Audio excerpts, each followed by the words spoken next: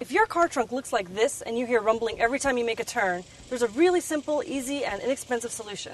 I have a crate here, and this will hold pretty much all your goodies without, to keep them from rolling around.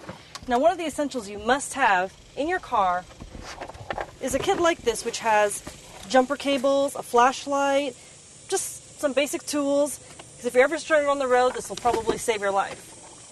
Well, maybe not save your life, but,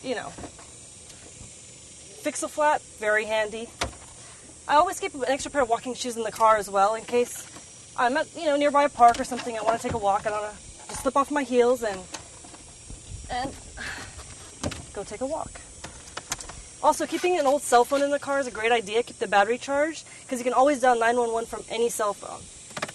There we go. So as you can see, everything's contained in one crate, which only you can buy for a couple bucks, and it prevents things from laying around. And sometimes the cans of car fluids will leak in the car, and that's never fun. So this will really save your car trunk as well as your sanity.